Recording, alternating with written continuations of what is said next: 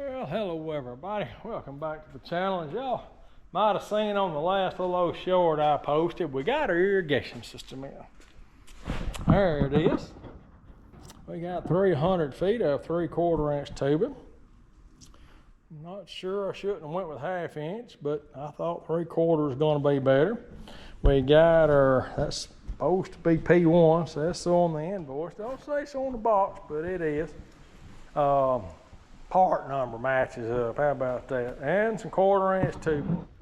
We got some staples to hold it down. We got a bunch of stuff, a few extra pieces, things I don't, like these right here. They're just extras in case I need to tie some drip line together. Got all my fittings. Got these little old things. They are for 1/8 inch tubing. I ended up getting 1/4, but that's all right. I've been sitting over here playing. I've never done irrigation before. Of course, it's not rocket science. I can tell you that. Irrigation is not rocket science. So I just throwed me together, just cut off a foot or so of tubing and tied it all together and made it up like it ought to be. And in fact, I'm going to set the camera down here and hook it back up. I have hooked up. I come out here and turned it on. And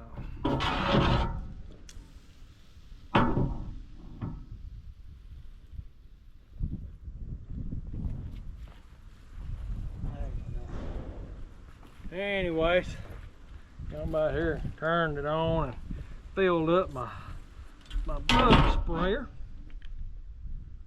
Cause I need to go spray the fruit trees. Got that done anyways, and thought I'd come back to this. Tried to do a little short on it, but I just wasn't getting enough said. Every time I run out of time, them shorts on, they got to be less than a minute. So let me turn this on. I got a little regulator over here that I use because I don't have a regulator in my house, and I got this as an automatic cutoff valve. It'll stay on, I think, 90 minutes. It says something like it. And then it'll automatically shut off. It's a timer. Handiest thing I believe I ever bought. I'll keep it on there in case for whatever reason I forget to turn the water off and don't bust my hose pipe. It'll sure do it. All right, let's see. Are we on? We are on. And as you can see, our drippers are dripping right there. That's kind of neat. Got a valve on it, so I can cut them off. And then I got this little deal, which 1/4 inch, but now what I run into, I'll show you. This is for 1/8 inch tubing, so it'll push it off of there pretty quick. I think that was just a mistake I made in ordering.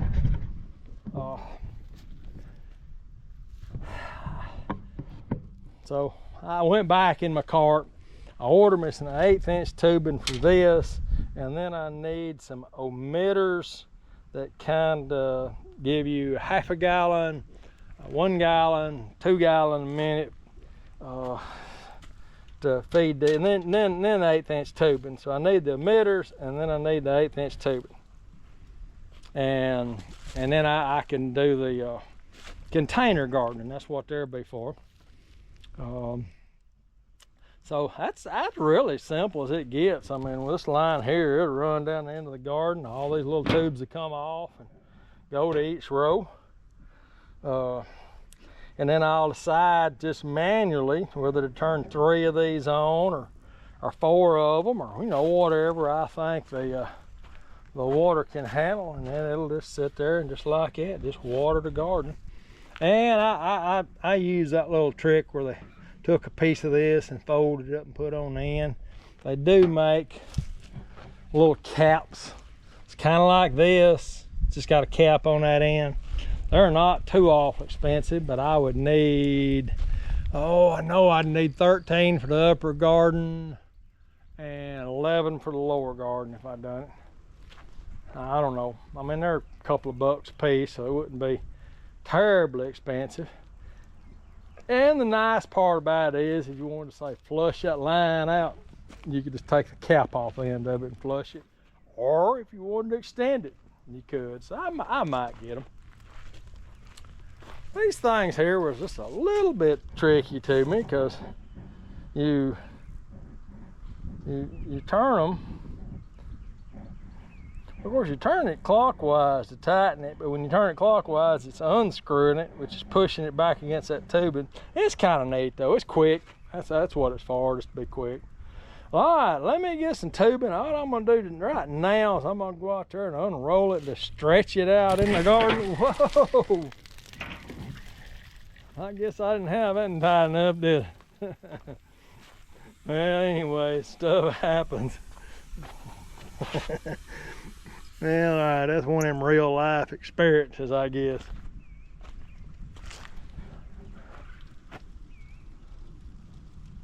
Okay, I see what happened. All right. Well, all right, good deal. So let me get the tubing stretched out. We'll get some of this hooked up and going the right direction. That was kind of funny, you ask me. But got me kind of wet too, but that's all right. It feels good out here in the sun. Well, all right, guys, let me get busy. We'll throw together a little video on irrigation. All right, just want to jump in here real quick. I run out to the garden, I stretch this hose out. I got me 3/4 inch over here, 3/4 inch over there. I put my fitting on in, and I put me 1 5/8 strip tape down through there, just to see it work, you know. And of course that leaves me 12 more to go. And when I get down here, what I'll do is I'll figure up, I'll turn them on and I'll see how much drip irrigation I'll lose. In other words, I feel like my mind, it'll feed 3 of them, maybe 4 rows.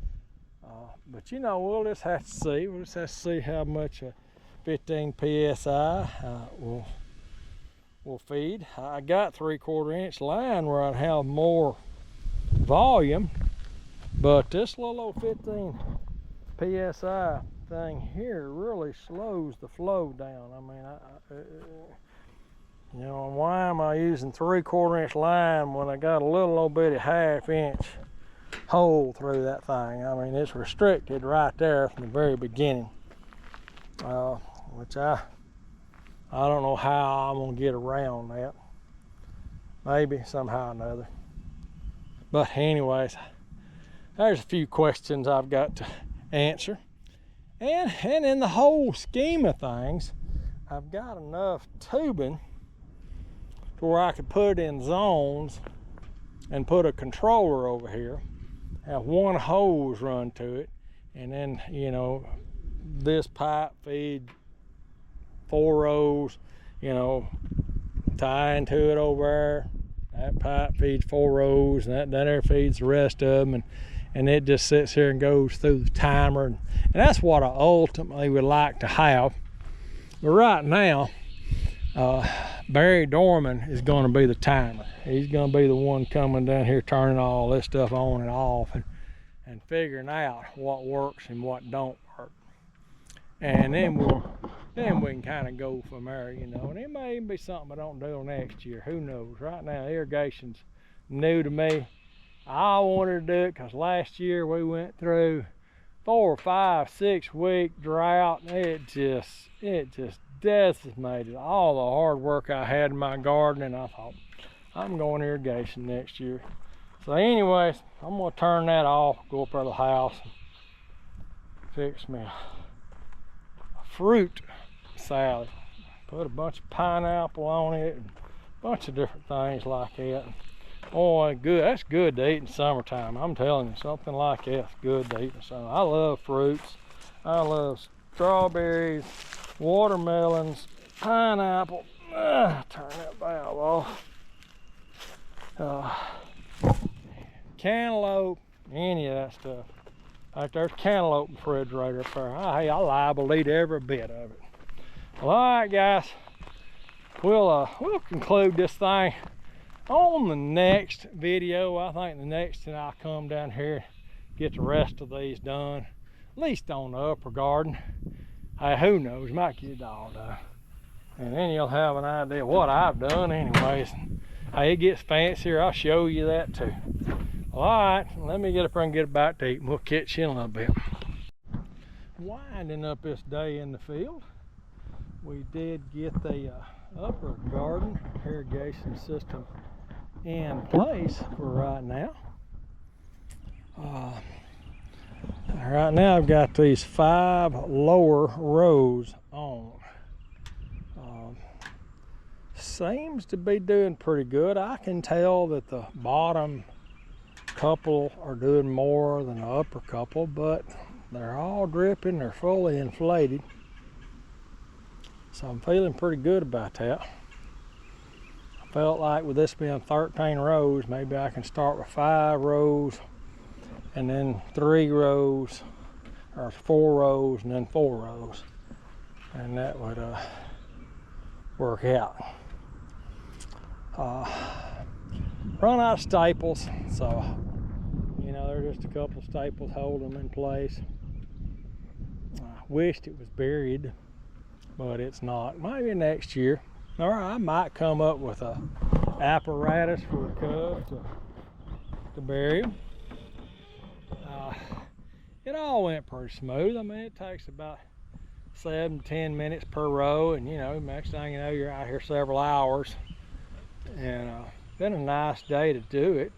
You know, I've took plenty of breaks and drank plenty of water, and so you know, it's been all right. It's not like out here in the hot sun. But right now I'm just kind of seeing what it will do. I'm gonna run that cycle for a little while down there, and then I'm gonna move up 4 rows and move up 4 rows and just kind of look, see how much difference there is involved in it, and go from there. And then I'll contemplate what I might have to do to maybe get them underground, which I wouldn't do that until the plants kind of started showing, because I'm not 100% sure. I mean, I think I know where all the seeds are going to come up. I can look down the row and there's a little sandy spot where I raked the soil back in on it, and I feel like that's where all the vegetables are going to come up. But I like to see the seeds come out of the ground. I'm gonna get the seeds out of the ground before I start doing anything different.